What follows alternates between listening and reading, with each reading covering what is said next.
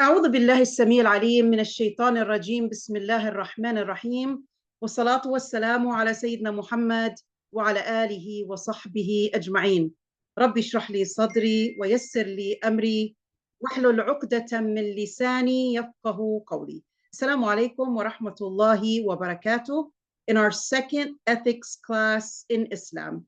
Last class, sisters, it was a motivational class, actually. And I told the sisters that every time you want to start any course, the teacher or the instructor is supposed to motivate you to feel that this course is very important.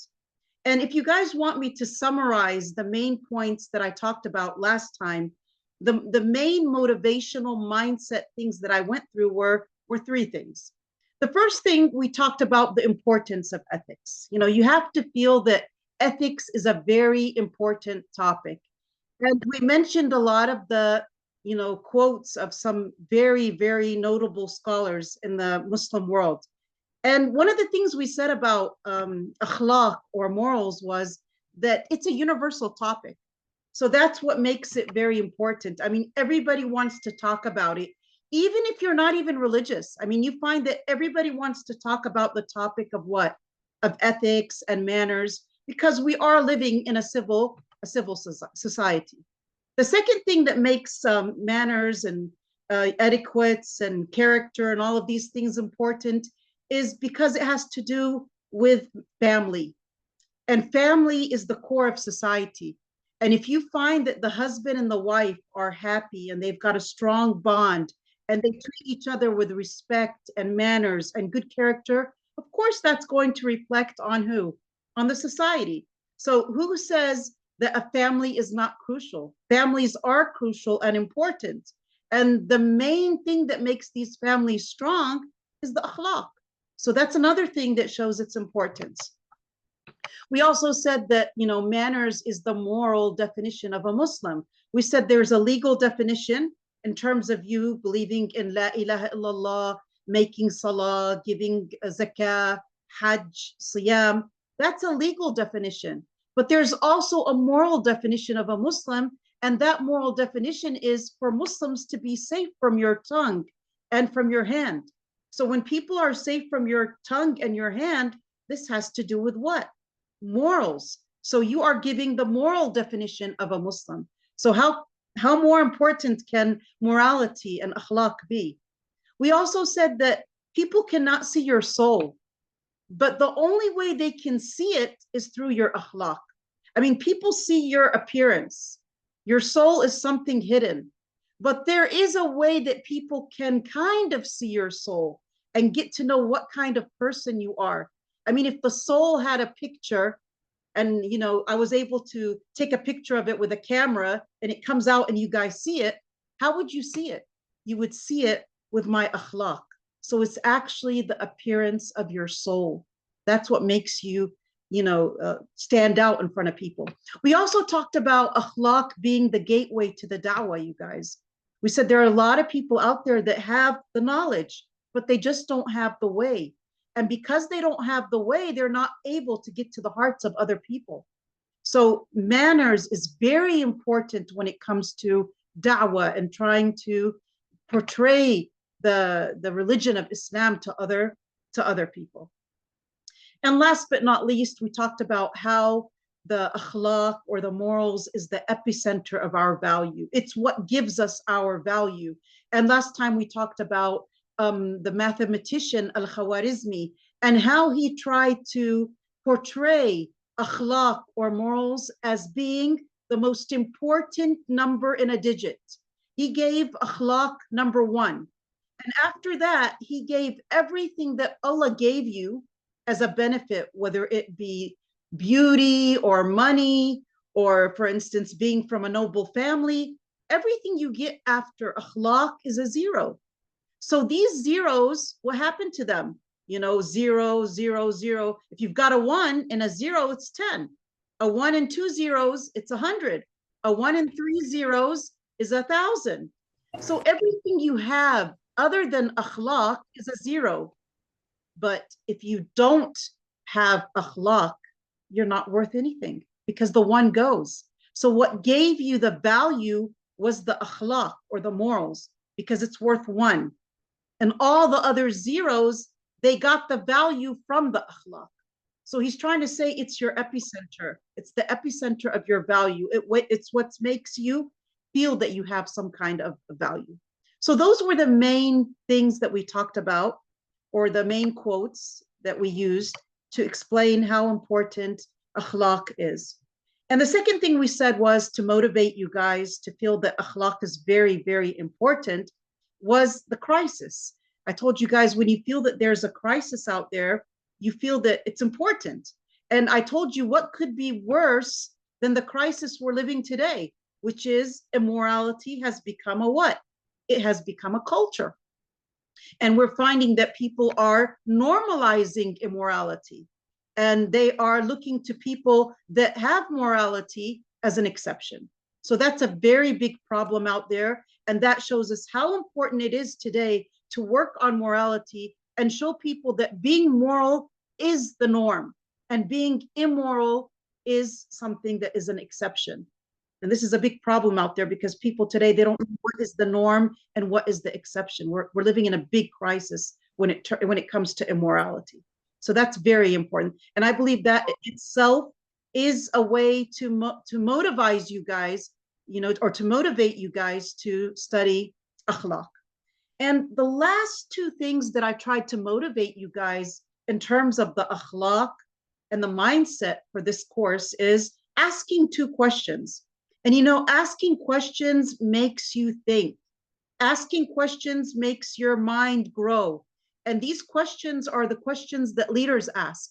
Why? And we said that at Gems of Light, we want leaders. We don't want followers only. We want women that are empowered and they're able to lead the community, to lead the world. We want to go back to how the Muslims were back then. Sitna Khadija, Sitna Aisha. They were Muslim scholars that were able to do what? To make an impact and keep their mark on this world. So here the question arises, you guys. I mean, you have to understand what ethics is. That was one of the questions that I asked last time, because we hear a lot of words out there. We hear values, we hear morals, we hear ethics, and a lot of people, they do not know how to differentiate between them. They don't know the difference between these words. And they think that ethics is a small word. It's not. It's a very big word. And of course, there's a lot of courses in college, and many people who study in college take ethics courses, and they think it's just like manners or etiquette or just having character and this and that. No, you guys, we understood from the last class that ethics is a very big thing. It starts off with values, and then it moves on to morals, and then it's supposed to end up with ethics. We're talking about ethics class. We're talking about akhlaq. So ethics is a big thing. And last time I gave you guys a simple differentiation between, I tried to compare between values and morals and ethics. And I tried to make it easy for you guys. I told you that a value is something you individually believe in. Like, for instance, you believe in friendship. That's a value that you have. It doesn't necessarily mean that everybody has to have that value because it's an individual belief. So values have to do with the individual themselves. What values do you have? What things motivate you? What make your personality type? So you might have some kind of value in you called honesty. Other people might not have that value. You have a value called friendship. Other people don't have it. And that's why you'll find that there's a clash between people when it comes to values, because everybody's got different values and everybody prefers this and that, and they have their own priorities. So when you're talking in terms of individuals, values are not going to make us come on common grounds, because values have to do with the what? With the individual. Now, when you want to go out there and deal with people, you're not going to be able to deal with them only with your values. Here you have to use something called morals. And morals is trying to give that value that you had a judgment. Because how are you going to use that value with other people? You have to prove to that person that this value is good, so you should use it, and this value is bad, so you should stay away from it. Now, giving that point of view that this value is good or bad, this is called morals. But what's the problem with morals? Morals is a point of view. You're saying it's good and bad. And who was it that judged that it was good or bad? Me and you. And not everybody agrees upon my judgment. Like, for instance, if I felt that friendship was a value for me, then that means I feel that friendship is good. But maybe somebody else doesn't have that value of friendship. They're going to think that friendship is what? Is bad. So how am I going to deal with people just with morals?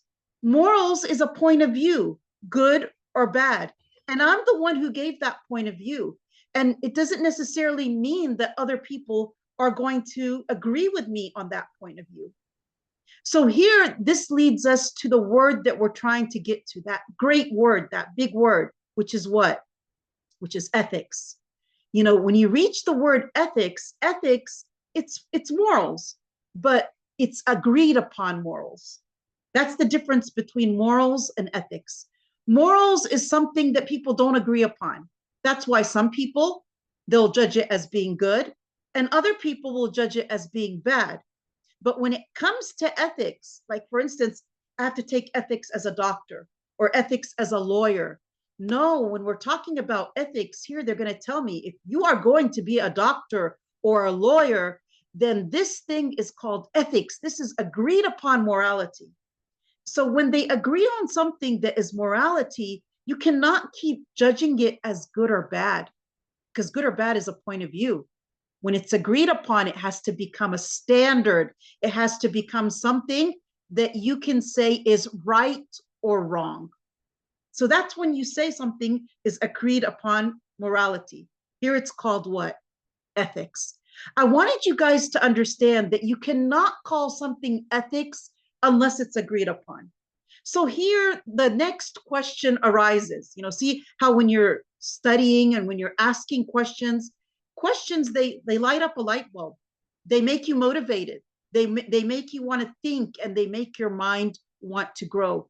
So here comes the question. Well, Dr. Muna, if you're giving us ethics, you're giving us an ethics class, and you said that we have to agree upon morality in terms of ethics, the question is, well, how in the world, in this vast universe, we've got people that are so different, how in the world are we going to agree on something as being right and wrong? I just want to sit there and just ask you guys a question. I mean, you guys, you don't need, sometimes you don't even agree with the closest people. Am I correct? Sometimes even Muslims don't agree. So how in the world are you going to make people agree? We have to understand something, sisters. We are human beings. We're not complete. We've got our faults. Many times we think about our desires.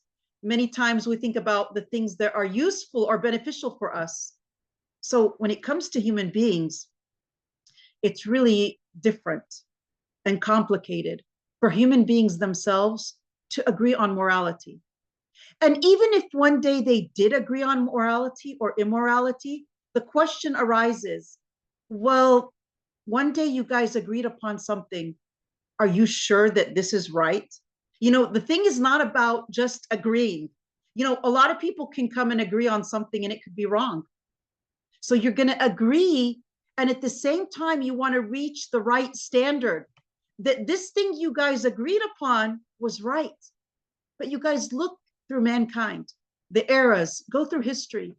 How many times did mankind or people or a group of people or a civilization agree on certain things, and then it turns out to be that those things that they agreed upon were incorrect, or the opposite? You know, I mean, slavery, was that a good thing throughout history? Not letting women have a bank account, for instance, or owning their own money, or being able to live, or burying women alive, or treating women as third-class citizens. That's if they treated them as a citizen. Maybe they were just objects. So subhanallah, if you guys look through history, you'll find that, you know, people were fighting for their rights. They're trying to reach that right and stay away from the wrong. But Allah subhanahu wa ta'ala made life so much easier because He told us that He's the creator and He knows more than us. But the problem is we as people, we think we know everything. You guys, we don't know everything. There are things we don't hear. Animals could hear them. Why do we always think that people understand everything? Allah is the one who created us. And Allah knows what's right and what's wrong. So He made it easy for us. So here the question arises, can mankind reach the point to agree upon something? And number two, be sure that that thing they agreed upon is right or wrong. I can tell you the only anchor for morality is religion. It's religion, you guys. The only anchor. You guys know the anchor of a. You guys know. No. Yeah, you guys know the anchor of a ship. It's what makes it, stop. And you know what you're dealing with. You don't want that ship going in the ocean and in the waves and just clashing and not knowing what that ship is going. This is what mankind is doing today. You guys, let's just go to America. Just look at what's going on and all those things that you hear about, morality, immorality, the LGBTE, all of those things that you're hearing. It's just like clashing, no moral anchor, doing whatever you want to do, believing that it's my right. I can do whatever I want with my body. I can feel the way I want, as if you're not a gift from God, And that's one of the things that in Islam we have to understand. One of the main standpoints of Akhlaq in Islam is that you don't own yourself. You don't. You're entrusted by Allah subhanahu wa ta'ala. You are a wadi'ah. Allah subhanahu wa ta'ala entrusted you with your body, your soul, with everything. So you can't just go out there and say, I'm free to do whatever I want, like this roaming ship without an anchor. What is going to anchor mankind? What is going to make them agree on something? Because it comes from the divine, it doesn't come from us. What's going to make us anchor? Allah, the creator. And who only can judge that this is 100% right or 100% wrong? Only the creator, because He's the one who created us and He knows what's right and wrong. Allah says in the Quran, "Ala lahul khalqu wal amr." This is a very important issue when it comes to aqeedah in Islam. We all believe that Allah is the creator. Allah said, "Ala lahul khalq." Allah khalaq. Allah is the creator. "Ala lahul khalqu wal amr." What's amr? He's the one who commands. So for this reason, the one who created is the commander.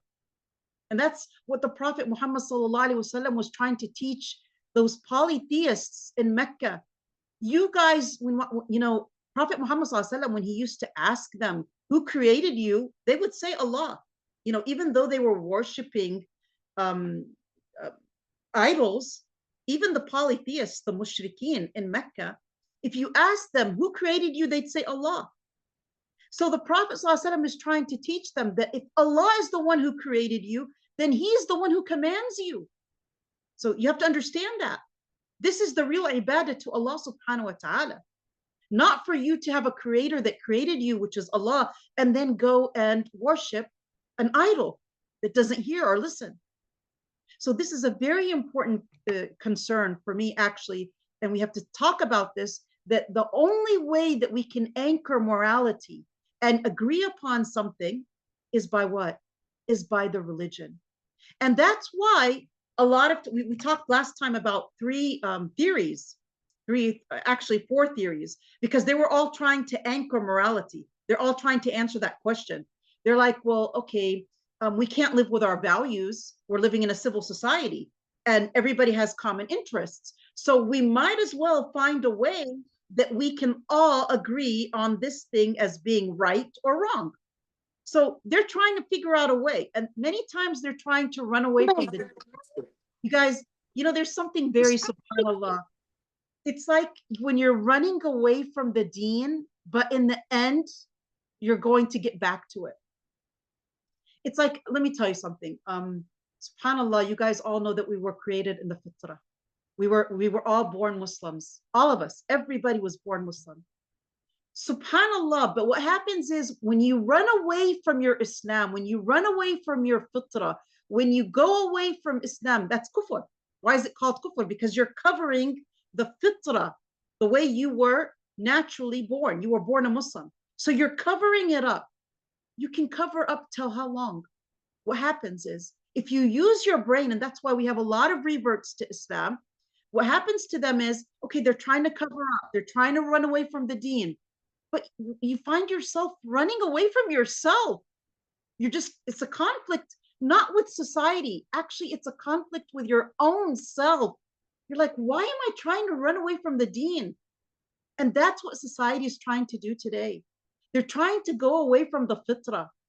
They're trying to go away from the deen. They're trying to just, any way they can, try to find a word that the solution is not Islam. The solution is not religion. But in the end, they're going to find themselves not answering the question. And that's what happened. So here, I'm telling you guys that the only way we can anchor morality is with religion. That's the only way. That's the only way you can come together and say that this is right and this is wrong, and the majority has to do it.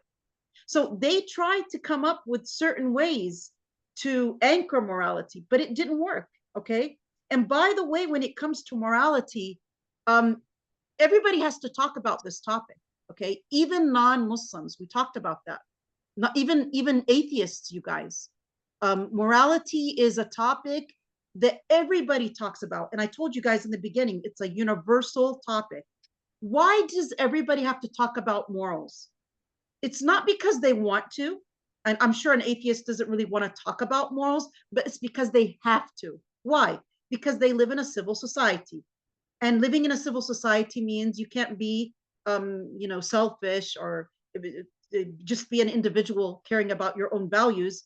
You have to deal with people in a civil society. So how are you going to deal with them? You have to agree on some kind of morality. So they're trying to think of a way, how am I going to motivate people to be better people? How am I going to motivate them? And that's what we talked about last time. We talked about the three main theories. We talked about them like very in a simplified way. I didn't want to go through too much details, but they came up with three theories. The first way was the natural law theory, okay, like Plato, Aristotle, and Socrates. And what did they say? They said, you guys, you don't have to think about being a good person. You naturally are a good person. And we do agree with that to some extent, you know? So they're like, okay, why are you guys having a problem with us coming to common grounds and saying this is right and this is wrong? That's the way we were created. It's natural. Naturally, we all know that this is right and this is wrong. And I agree with that in terms of that, yeah, Allah subhanahu wa ta'ala, he did create us with the fitrah. He did ingrain in us the good morals. He put them in us, okay? But what happens is society makes you change. Like your parents change you, society changes you, your desires change you, okay? But, Allah subhanahu wa ta'ala, here I have to answer them. Okay, there is a natural law. Allah did create us with the good in us, but that's not enough, because when it comes to ethics, you guys, we are taken accountable of it on the day of judgment. And for us to be taken accountable of something, then that means Allah subhanahu wa ta'ala has to send down the revelation and teach it to us. Allah is not going to, leave the people to their intelligence. Because if Allah was going to leave akhlaq to the intelligence, then on the day of judgment, we would be like, oh God, you didn't give me good intelligence. So I didn't know that this was good. I didn't know that this was bad. So everybody's going to start giving excuses. So yes, to an extent, Allah subhanahu wa ta'ala created us in the best form. He showed us the right way and he showed us the wrong way. And Allah subhanahu wa ta'ala wants us to be good people. And that's the way we were created, but people change. And you do have good intelligence, but we cannot say that you have enough intelligence. So the natural law, to one extent, is not enough to be held accountable on the day of judgment. Allah is merciful. Allah subhanahu wa ta'ala is just. He does not take us accountable of something unless he teaches it to us, unless he reveals it to us and gives us all, fair. He gives us a chance to change and to know this is right and wrong.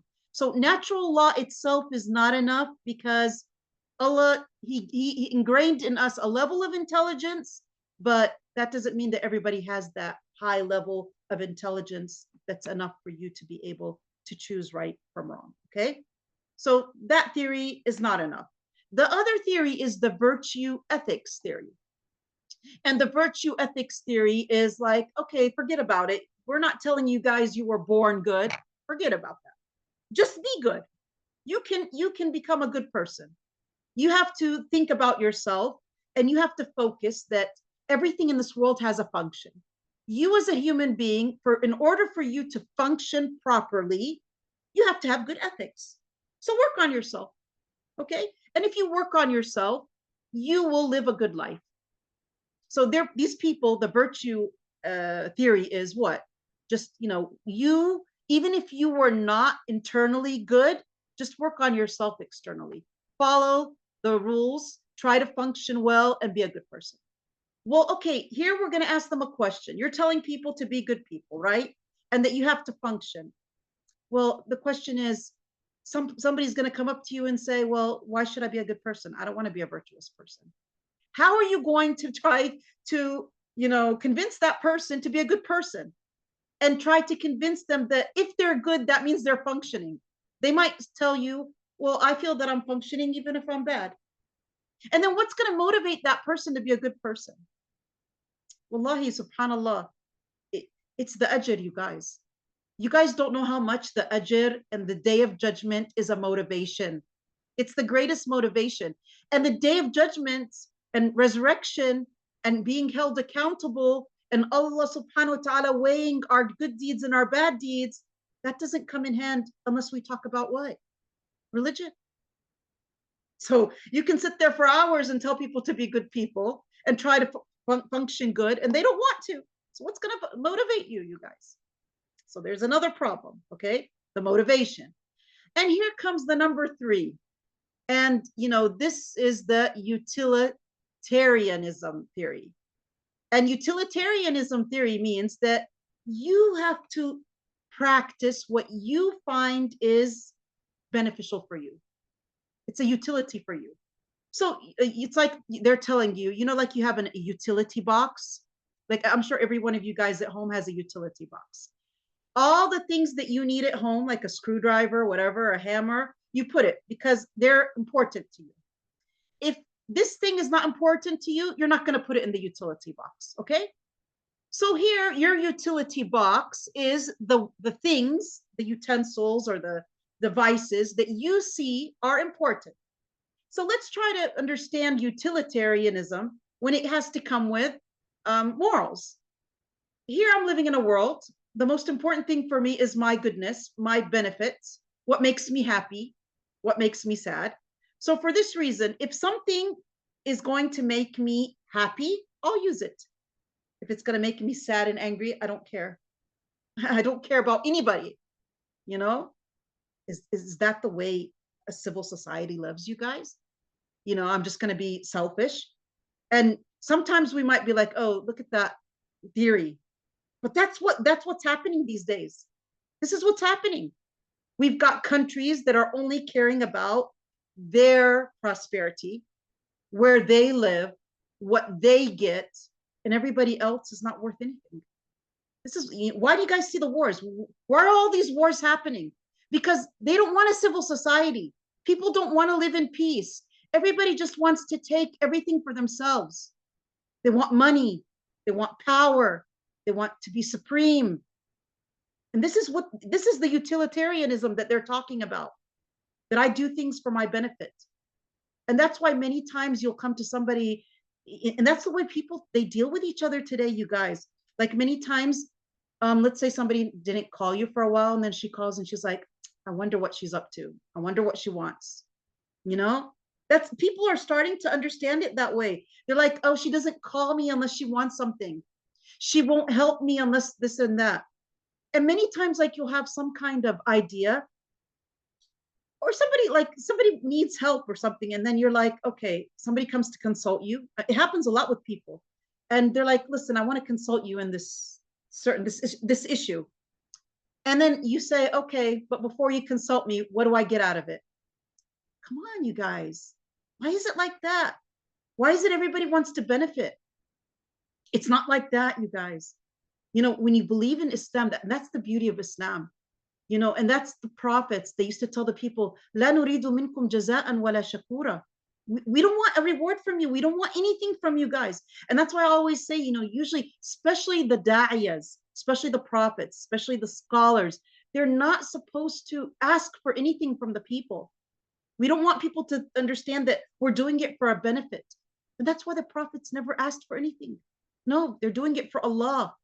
And that's what makes the morals beautiful in Islam. We're doing it for Allah. We're not doing it for benefit. Okay, I'm not going to get anything out of it. I spent 2 hours with you, but I want to help you because you're my sister in Islam. And of course, I'll get the benefit. Inshallah, I'll get the ajr from Allah.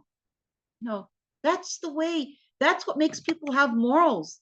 I mean, if we were going to look to morals as utilitarianism, let me just ask you guys a question.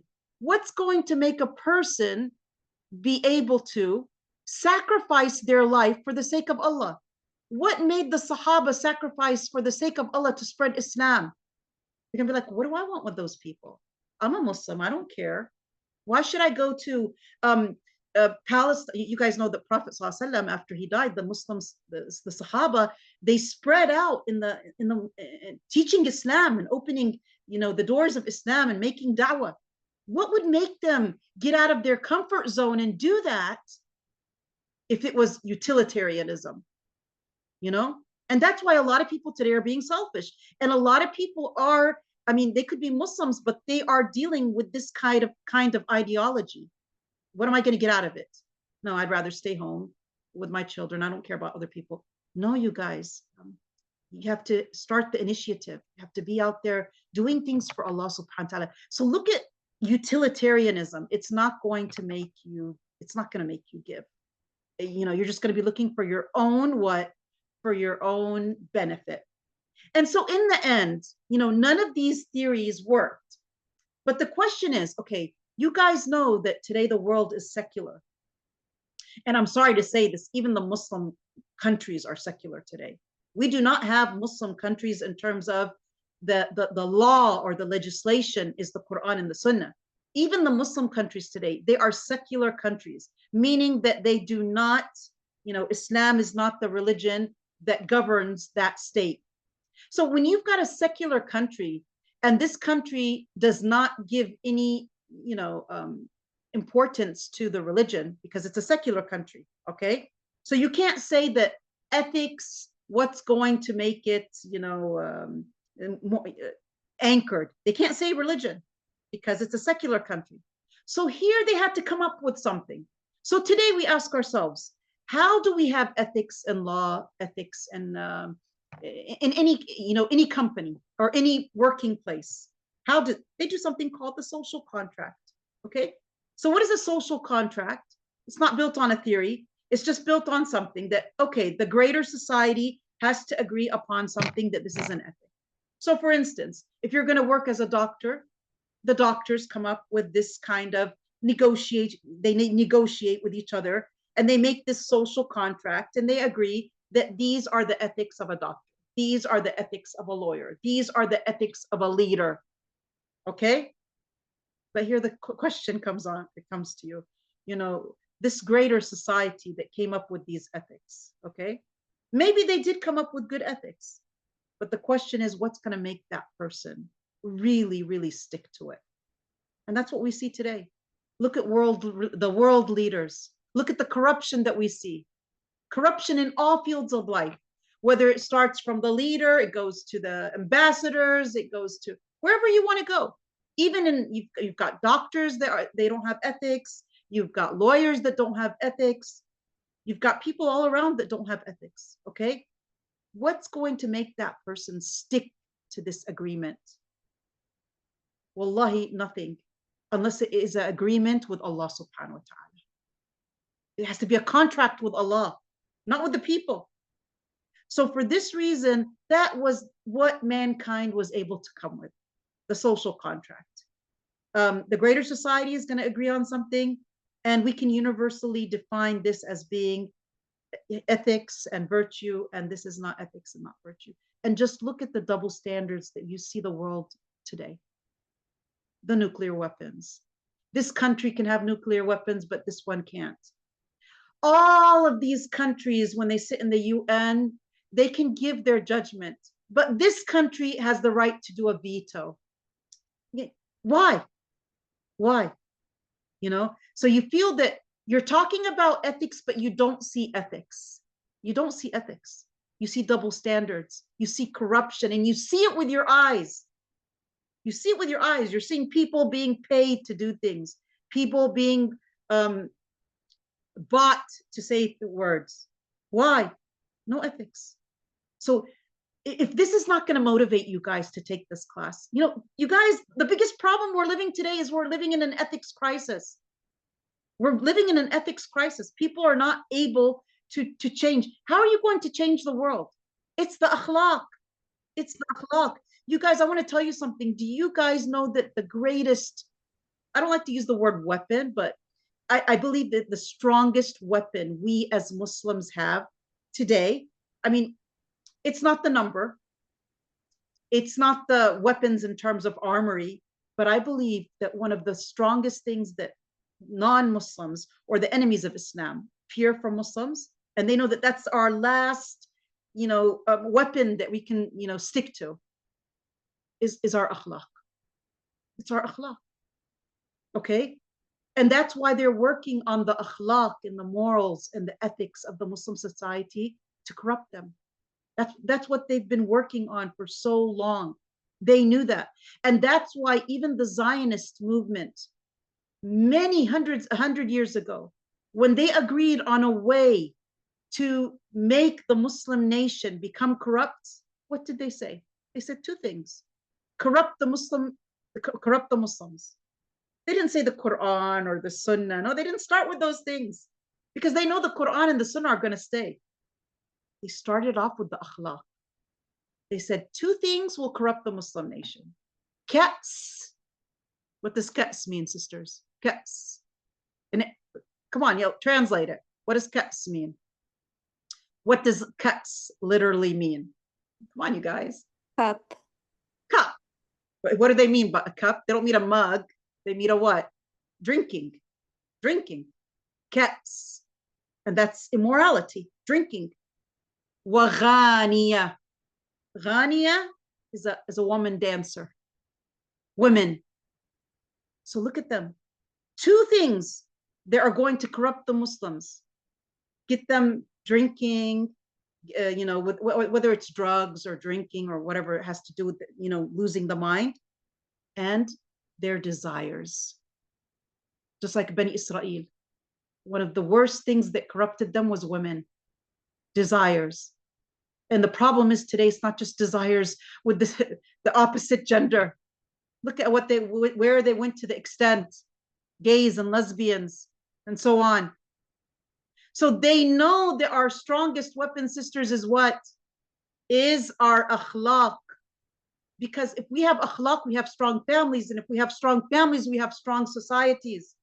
And okay, maybe we'll go through periods of being weak, but we will come back. We will arise. You know, even the enemies of Islam know that the Muslim nation does sometimes sleep, but the Muslim nation will not die.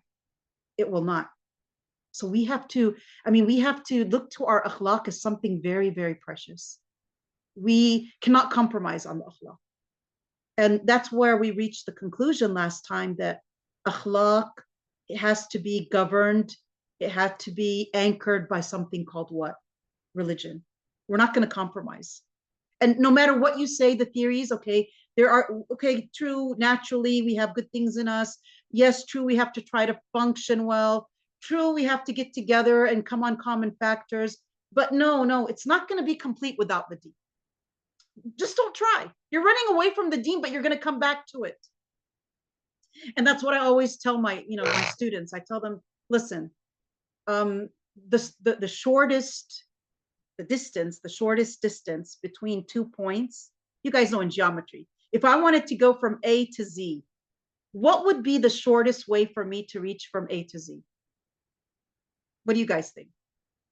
In geometry, I want to go from point A to point Z. What would be the shortest way to reach from A to Z? The straight line. Exactly. Now, the straight line, the sirat al-mustaqim, right? But today we find that, you know, humanity and mankind, they don't want ihdina sirat al-mustaqim. When it comes to manners, they want to go zigzag and go. And okay, you're just making the road longer. But you know what's going to happen? In the end, you are going to find out that what we told you was correct. It's correct. But we wanted to make the road for you easier. We wanted you to reach faster. You're probably just going to live 20 or 30 years. Why spend 10 years or 20 years of your life trying to find that road? Allah subhanahu wa ta'ala made it easy. All right. So that was, you know, I tried to like motivate you guys to understand that akhlaq is a big word, ethics is a big word, and it cannot be taken out of the deen.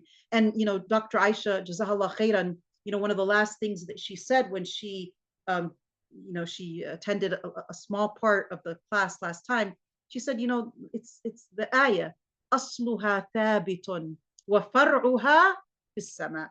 You know, this is Islam. It's got roots, and these roots are the deen. They're in, you know, dug deep inside the ground.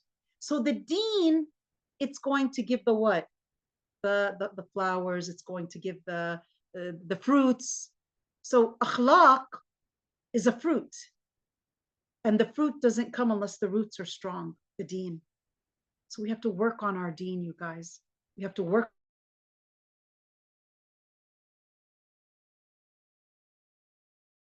Come and you plant a tree. You guys, if you guys think about it, and you know, seriously, if you guys even think about the worship, you know, the ibadat that Allah subhanahu wa ta'ala prescribed on us, like if you think about it, the salah, for instance, we pray 5 times a day, but the salah, who is the one who's going to benefit from it? Us, not Allah. Allah doesn't need our salah. If all the people were kuffar, that wouldn't make Allah subhanahu wa ta'ala lose anything, you know? But if you think about it, that salah in itself, it's like the root, it's the deen of the tree, and it's going to give you the fruits. What is that fruit? It's going to teach you to be on time. It's going to make you, you know, understand to stay away from wrong and do the right, because you're saying ihdina sirat al-mustaqim, right? It's going to teach you to be consistent. It's going to teach you to be on time. So even the ibadat themselves, giving zakah, it's teaching you to not be jealous, not to be selfish, not to be greedy, right? Making siyam, it's making you have the ability to abstain from things. All of these things, even you feel like the ibadah, it's all of those deen things that you're doing, those ibadat, it's all going towards making you the best version that you could be of yourself. So it's your akhlaq that's coming out of your ibadat. See how important the akhlaq is? It's that fruit. Why are we not seeing those fruits? Because today people are doing the ibadat as if they are just, you know, hobbies. You know, you get up and you pray and that's it. You abstain from your food in Ramadan and that's it. So you're not seeing those fruits. You're not. And that's the biggest problem. So akhlaq is a very, very big thing, you guys, okay? So that was our last class. And right now we have like around 30 to 35 more minutes. And so today I wanted to move on to the second class. I'm sorry, maybe I gave a lot of time speaking about the first class, but I just wanted to, because I believe that the first class, the motivational class, is supposed to be the most important introductory class. That's number one. And number two, because many of you guys were not, you know, part of last time's class. So I thought that you guys could, inshallah, take the benefit out of it. Today's class, you guys, the 30 minutes that are remaining, I want to do something called unfolding the common misconceptions of akhlaq. I mean, when do you know that something, how can you understand something? When you unfold the misconceptions. And I remember when I gave the sisters the tarbiyah class last semester, one of the first things I did was I defined what tarbiyah was, because a lot of people have the misconception that raising children in Islam is just caretaking. A lot of people, when they think about raising children, they're like, oh, I have to feed them and I have to give them a bath and I have to teach them. And no, that's called caretaking, you guys. Tarbiyah is something bigger than that. Okay. So it was very important at the beginning of the course to unfold that misconception so that you can understand what tarbiyah is. I don't want you to keep thinking that it's just caretaking. I mean, if you don't understand what the word means, then there's going to be a problem with you, benefiting from the course. So here I wanted to talk about two misconceptions that have to do with akhlaq, And today, in today's class, we're going to talk a little bit about Arabic. We're going to have to, because one of the most important misconceptions is people don't know what akhlaq means. Okay. So the first misconception that we are going to unfold that has to do with akhlaq is there's this misconception that adab and akhlaq, they overlap. In other words, a lot of people use the word adab and akhlaq and they give it the same meaning. Like if you ask somebody, what does akhlaq mean? They'll say manners. What does adab mean? Manners. Isn't that what a lot of people do? So a lot of people think that adab is a synonym for akhlaq and that they both mean manners. Well, let me tell you guys something. The Arabic language is different than the English language because there is no such thing in the Arabic language as 100% synonym. Okay, they could be close to each other in meaning, okay, but they do have, there are no two words in Arabic that have the same meaning. So it's really important for us to understand the difference between adab and akhlaq. And what brought up this whole misconception and what made me want to explain to you guys what is the difference between adab and akhlaq, okay, is, okay, you guys know that Imam al-Bukhari, which was one of the greatest scholars of hadith in Islam, he has this book, it's called Al-Adab al-Mufrad, okay? What's the name of the book? Al-Adab al-Mufrad. So, of course, when you hear Adab al-Mufrad, you're going to say, okay, this book is about what? Manners. So adab means manners. So when you come and you open this book, of course, what is this book? It is about manners, okay? And it's got a lot of chapters. But when you come to the chapter number 14, okay, in the same book, which is called Al-Adab al-Mufrad, what is the name of the chapter? It's called chapter 14, Excellence in Character. In Arabic, they call it Bab Husn al-Khuluq. So here the question arises, well, his book is called Adab, and he's got a chapter in his book that says Akhlaq. So that means they can't be the same thing. How can he call one of the chapters of his book Bab Husn al-Khuluq? Then that means there's a difference between them. Am I correct? So that's what made the light bulb. That's what made me start thinking, well, there has to be a difference between adab and akhlaq. And, it's very important to know the difference, okay? It's very important to know the difference between adab and akhlaq. And here this brings me to the Arabic language, you guys. You guys know that the Arabic language is so deep. It has so much depth and so much capacity and so many shades of meaning. I mean, you can use several words to talk about a sword, several words in Arabic that give you a level of love. Each word has a level of love in it. They don't all mean love, a level of love. There's a difference between, for instance, hub. Hub is love.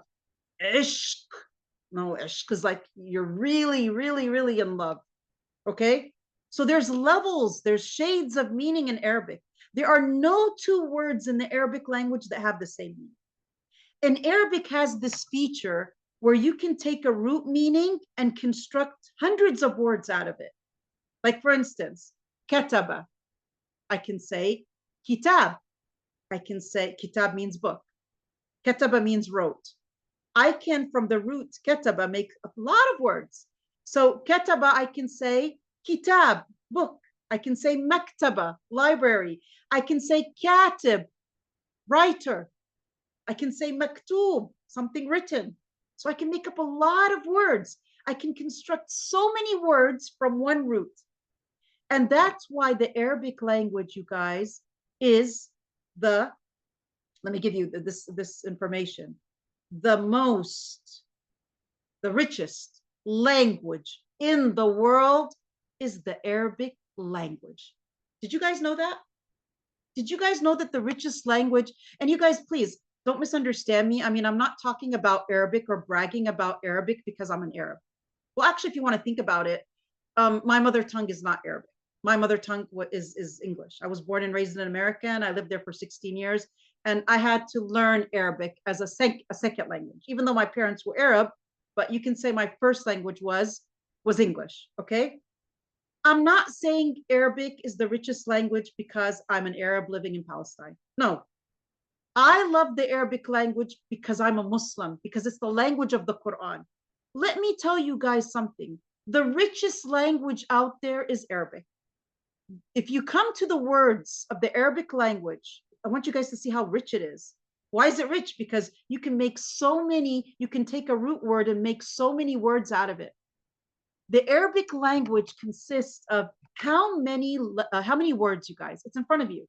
Who can tell me how many words are there in the Arabic language? It's right in front of you guys. How many words are there in the Arabic language? 12,300,000 words. MashaAllah, 12,300,000 words in the Arabic language. That's first place. What is second place? What comes second place, you guys? What? The international language we're talking about, which is English. English. They call it an international language. How many words are in the English language? It's written there. I'm just reading it. Yeah, 600,000. 600,000. You guys, even the English language, they don't even have 1 million words. We're 12,300,000.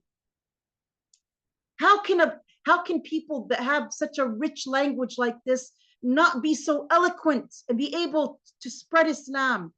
We're so rich, you guys. Look at all those words we've got. And every word has a shade of meaning.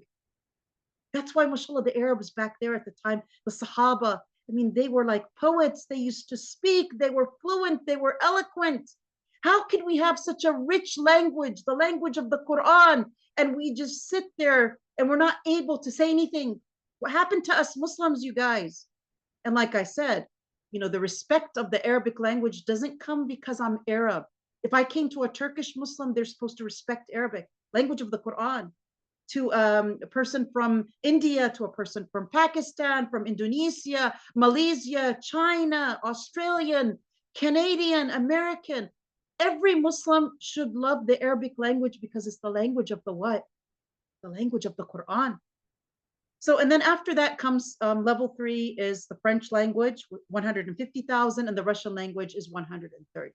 So what I'm trying to get to you guys is, in the Arabic language, if you take a root word, you can make what? You can make so many words out of it, but you have to understand something. Okay, I'm going to take a root word.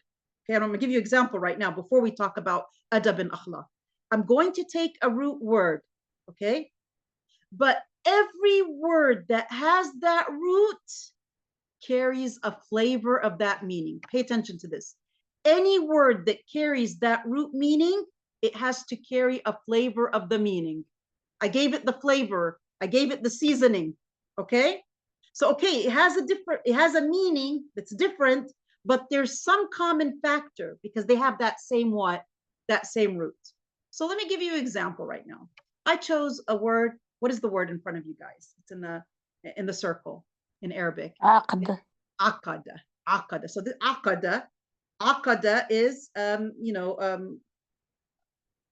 verb in Arabic. It's aqada. Okay. Now, I'm not going to tell you what it means. I'm going to give you meanings that you can use. Okay, in Arabic, there's something called aqd. Look at the picture here. What do you guys see right here where I'm pointing? What is that? There is a knot. Yeah, what does it say in English? Aqd al-nikah. Yes, good. Aqd al-nikah, a marriage contract, right? So what do you call a marriage contract? Aqd. It's a contract, right? Aqd. Okay, look at the picture to the right. What is this? This is called uqda. Uqda is a knot. Like, for instance, if you want to go and you want to sew something, before you put the thread in the needle, what do you have to do? You have to tie a knot. Am I correct? So you've got a knot. It's called what? Uqda. And then you've got another word, which is what? Aqidah. You guys know what aqidah is, your creed, your iman in Allah subhanahu wa ta'ala. It's called aqidah. Okay, so we've got 3 words, you guys. But here there has to be some kind of common factor between them because they all have the 3 letters aqda, right? Aqd, zawaj, uqda, aqida. Okay, they could have more letters, but they still have the 3 letters. So here you're going to ask yourself a question. What is it that they have in common? Let's ask myself a question. Why do 2 people in Islam that are going to get married, why do they write a contract? Why do they write aqd? Why? I'm asking you. Why should we write a marriage contract? Why? Don't you write it to make so that you can have strong grounds, so that you put your mahad, you put your everything that you want in it, right? So if anything happens, you have everything documented. So why do people write aqds, whether it's any kind of contract, whether it's a marriage contract or a lease contract, any kind of contract? Why do people write these contracts? Why? So that they can be strong, so that they have proof. Am I correct? So the word aqd here means something to make it strong, right? Here, let's come to the knot. Why, when I'm doing a thread and a needle, excuse me, when I have the needle and I have the thread in it, why do I tie a knot in it? So that I can sew. If you don't tie a knot, can you sew? I'm asking you.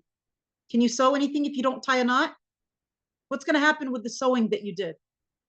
It's not going to be strong. It's going to go. So why did I tie the knot? To make it strong, right? So here this makes me think, oh, so that's why my aqidah or my creed, it's called aqidah, because it's not supposed to be just a mere belief in God, or just, I believe in Allah, and I believe in the angels, and I believe in the day of judgment, and I believe in, the things we have to believe in. الإيمان بالله والملائكة والكتب والرسل واليوم الآخر والقدر خيره وشره. A lot of people think that aqidah is just to believe.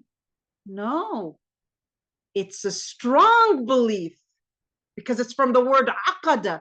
And aqada, all the meanings of it, they go around the meaning of something being strong, strengthened.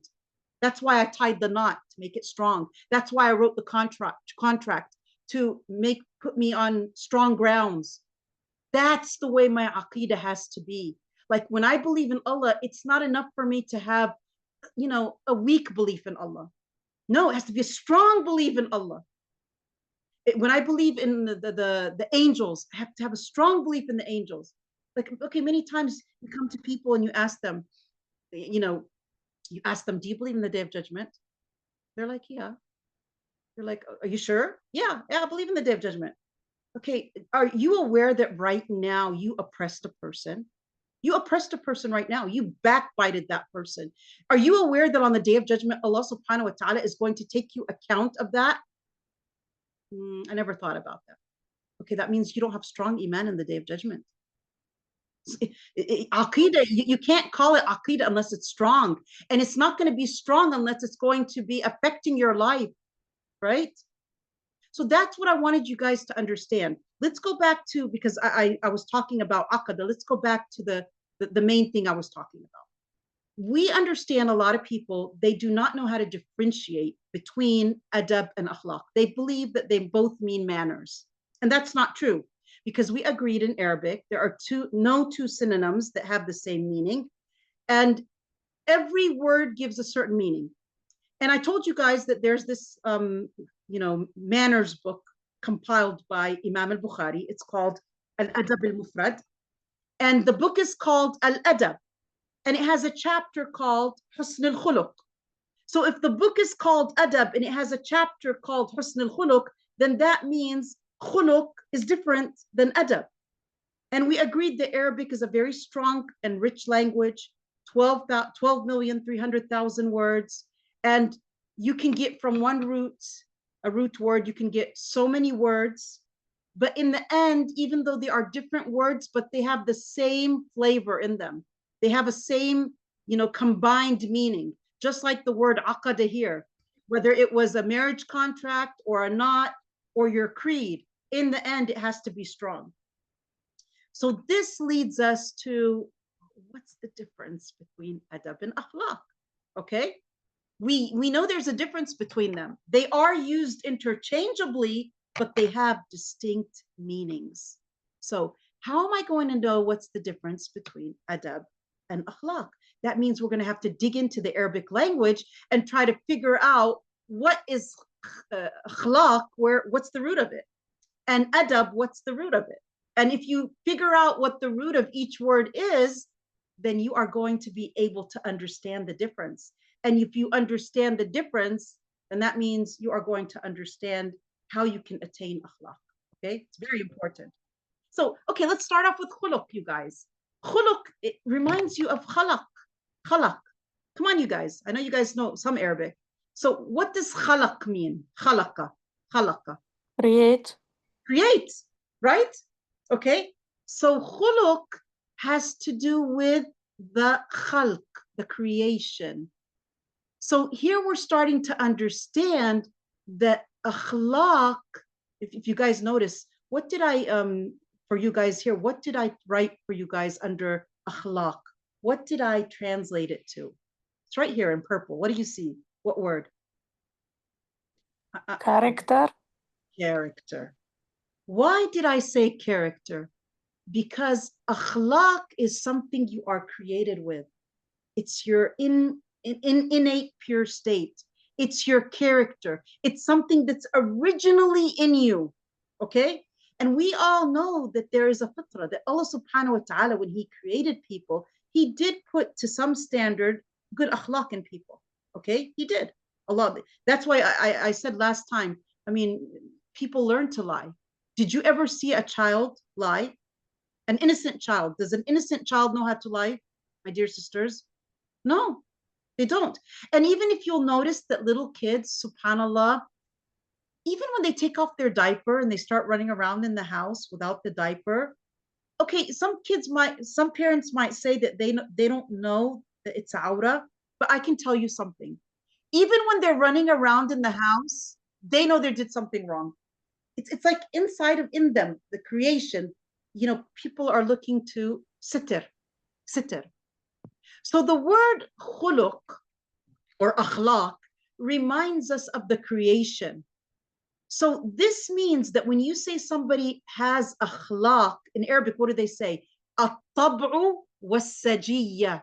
What does tab' was-sajiyya mean? It's something in their pure state. It's something in their character. It's something that's deeply rooted inside of them. It's something that is an inherent quality. It's something that's in your personality. It's something that you cannot fake whatsoever. You can't. That is what you call akhlaq. So akhlaq is not me at home calling my mom names and speaking to my sister in a very rude manner and then coming out in front of people and trying to be, respectful. No. Akhlaq is something that you can't fake. It's in you. It's in you. It's like the way you were created. It's so in you. It's so inherent in you. It's like a reflex basis. It's so into you and original in you that you cannot fake it. So are you guys starting to understand to what extent our morals are supposed to be? To the extent that they are a part of us, as if we were created with it, and we can't fake it, and we can't leave it. And that's why we're not two-faced. I mean, that's the way I am. It's so fundamentally rooted inside of you. It's a core value. That's when you call something akhlaq. You don't call something akhlaq when you're sometimes nice or sometimes respectful. No, that's not akhlaq. Akhlaq has to do with creation, something purely stated inside of you, something originally in you, something that has been ingrained in you so deeply that has become a what? Your character. That's why in Arabic they call it al-tab'u was-sajiyya. Sajiyya, yani it's something that's in you. Now, there are a lot of things that are in you from Allah. Allah gives it to you like a gift, you know, and that's why you'll notice there are some people that are just so patient. It's a gift. Allah gave it to you. Okay. That's the way you are. It's ingrained in you. Okay. So if you've got it inside of you, that's a gift from Allah. But if you don't, what do you guys think? You guys reminded me once there was this husband who was always impatient with his wife. Always. If he came home and he didn't find that she had she had cooked and she was ready, the food was ready, he would start to scream and burst and, just make problems in the house. So one time there was the sheikh and he told him, he wanted to teach him patience, and he wanted to teach him that he can change what he has in him. Even though some people, that's the way they are. They're just full of rage and angry, and they're impatient, okay? But you can change it. It might not be in your character. It might not be in your khuluq. You can work on it. So what happened was one day, you guys know we have a lot of checkpoints here in Palestine, okay? So you'll be going anywhere, and then all of a sudden you see this checkpoint, and you're going to have to sit in your car waiting for an hour until the Israeli soldiers let you go. So they stopped at the checkpoint for a whole hour. And, this impatient guy, he couldn't wait 1 minute if the food wasn't ready on the table when he gets home. Now he's sitting in the car, quiet, not saying anything. So the sheikh told him, see how you can be patient? Because you had to be patient now. You made yourself patient. I don't see you screaming at the Israeli soldiers. How could you do that? So what I'm trying to say is, khuluq is something that, okay, it's ingrained in you. How it's ingrained, well, there's two ways. The first way is either Allah gave it to you as a gift. And you guys know Allah gives us gifts. Some people are more patient than others. Am I correct? Some people are, they're more generous than others. So Allah subhanahu wa ta'ala, He gives gifts. So it could be ingrained in you, in your fitrah. It could be ingrained in you from a gift from Allah, but it can also become ingrained in you by what? By working on yourself. You can change yourself. You guys, the Sahaba at the time of the Prophet Muhammad sallallahu alaihi wasallam, didn't they have a lot of bad characteristics? How did they change them? I mean, Umar ibn al-Khattab radiallahu an, his way to Islam, his door or way to Islam, he was going to kill the Prophet sallallahu alaihi wasallam. He was enraged. He walked into his sister's house and he slapped her. So he was furious, right? How in the world could he become Al-Faruq Umar? What changed him? And it became khuluq. It became part of his akhlaq. It became a part of his innate pure state. It became an inherent quality. So I don't want you guys to understand when we say khuluq, it has to either be in you by God, by Allah, or then you're not going to have it. No, you can work on it to make it become a part of you. You can. Like I remember, like for instance, like me living in America, I was like always, good morning, good afternoon, Dad. That was the way I was. Hi, bye, everything. And subhanAllah, when I learned that the tahiyyah or the salutation of Islam is salamu alaikum. I mean, picture me always, hi, bye, hi, bye, hi, bye. Right now, even if I answer my phone, I say salamu alaikum. I don't use the word hi or bye. Salamu alaikum. How was I able to make this a khuluq? You work on yourself. Okay? So if you want something to be akhlaq, then that means it's got to be character, because akhlaq is from the word khalaqa. So it's something that's going to be created in you. It's going to be something that's engraved in your body, part of you. And that needs time. And it's not going to be fake. It's going to be something that's going to be a part of your personality. So that's what khuluq means. So khuluq is character. But, okay, and that's why here, before I go on to adab, that's why, like, many times, if you notice, like, look at these two girls, okay? People can figure out character, you know? Why? Because sometimes you'll find people that, like, for instance, see this lady that's right here? She looks really mean, okay? And you guys know that sometimes people can do things that are incredibly shocking. Like, for instance, there could be a person that's really, really nice and respectful. One day, just start screaming and shouting. But you know inside of you that this was just something shocking. But you know inside that that person is what? Is good. And they just messed up at that point. And look at the opposite. Now, this girl, she looks like, oh, she's such a good person and a nice person. But no, we as people, we understand if that person, if it's character or if they're just, you know, being hypocrites. Like here, it looks like she's being very nice and, you know, respectful and everything. But you know, behind that smile, there's that lying, evil person. People can feel the character. People can feel the khuluq. And here I just want to say something, and it's very important when it comes to akhlaq, you guys, that you guys, we all mess up. We all make mistakes, okay? So it doesn't mean that if I'm always respectful, if I'm always patient, that, okay, one day I was impatient, but that's not my khuluq, you know? I don't have a bad bone in my body when it comes to, but I'm a human being. I messed up. So for this reason, we have to understand that it doesn't mean that if you've got that good khuluq, that, I mean, you're not going to mess up. So pay attention to that, okay? So we always have to give excuses to each other. And no, I know that. No, I know her. She's not like that. Come on. I'm sure she got in a fight with her husband, or maybe something happened, or something bothered her. Something's up with her. So I just want you guys to remember that. And because the Prophet ﷺ taught us to give excuses to each other. Okay? That's important. So let's go on to adab now. All right? So we understood that khuluq is character. It's something that you are created with, or that you work on so much that you feel that it is as if you were created with it. Okay? الطبع والسجية. Okay, but what if you don't have that thing?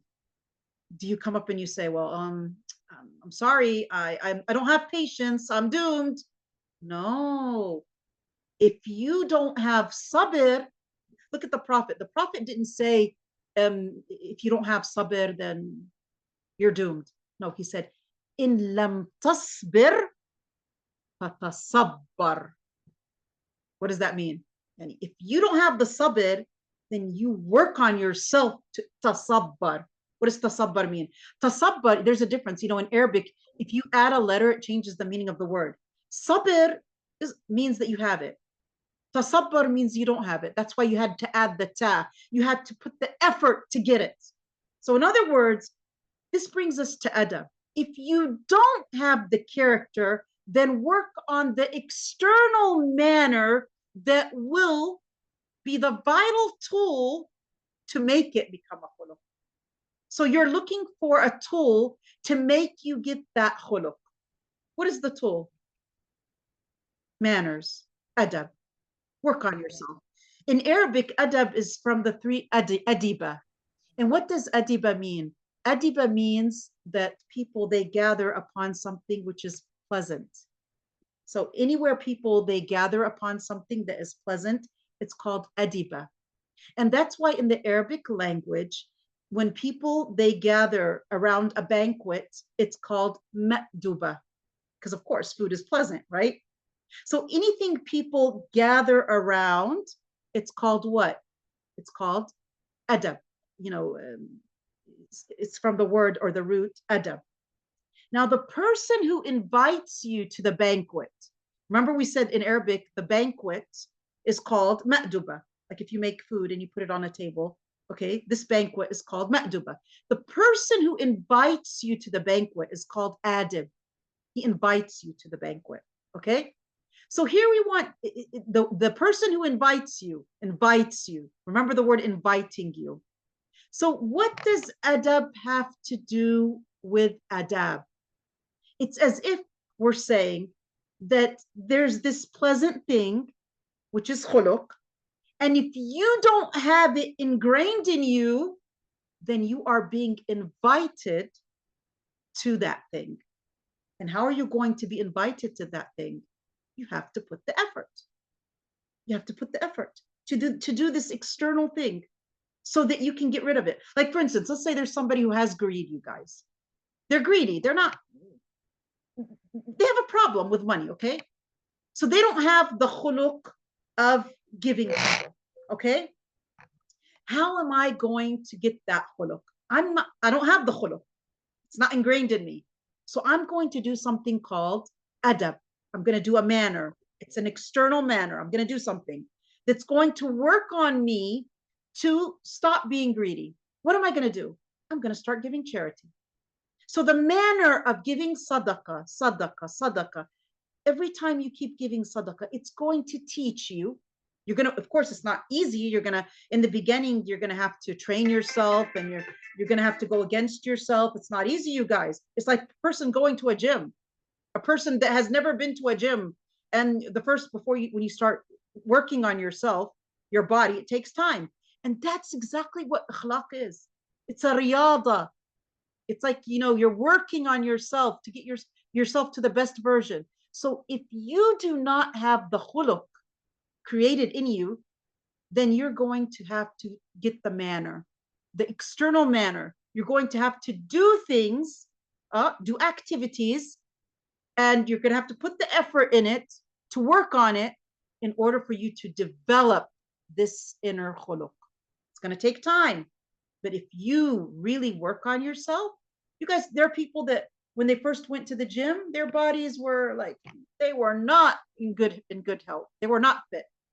And then they started going to the gym 2, 3 months, 4 months, 5 months, 1 year. MashaAllah, you look at them, you're like, oh, it seems like you've been going to the gym all your life. You're so healthy. But they just became healthy, what? Maybe a year ago. So that's the same thing. If you don't have things, you can work on it. So khuluq is something that you have because Allah gave it to you, or you worked on it so hard and it became ingrained in you. And if you don't have it, then you are invited to do something called adab, which is manners, which are things that you do outside, and you follow the rules of Islam, and you follow the Quran and the Sunnah. The Quran and the Sunnah, they're full of adab and things that you can do in order to go through these manners and try to reach the state where you can perfect your inner khuluq. And then it will become a part of your upright character, and you will have that khuluq. So khuluq is internal, but adab is external. It's doing the action. Adab is doing the action. You are invited by Allah and the Prophet sallallahu alaihi wasallam. Just like that man invited you to the banquet. You are invited. If you don't have that thing, then work on it. That's what adab is. So that's why adab translates to manners, which are externally used. And these are the things we use to teach our children, to teach our students. We teach them manners. Yeah, mom, when you come to the door, you knock on the door. Because I want to teach my children to lower the gaze, not to go looking around in me and my husband's room. Yeah, mom, when you come, you knock on the door. This is a manner. This is a manner of coming to people's houses. This is a manner of salutation. This is a manner of lowering the gaze. When you get used to doing this thing, adab, adab, adab, adab, it becomes a what? It becomes a khuluq, right? Am I correct? Okay, sisters, actually, today's class, inshallah, next time we will finish, inshallah, the class, because we have a tafsir class that starts in around 8 more minutes. So for this reason, inshallah, I'm going to stop here. I really do hope that you guys enjoyed today's class and that you guys benefited.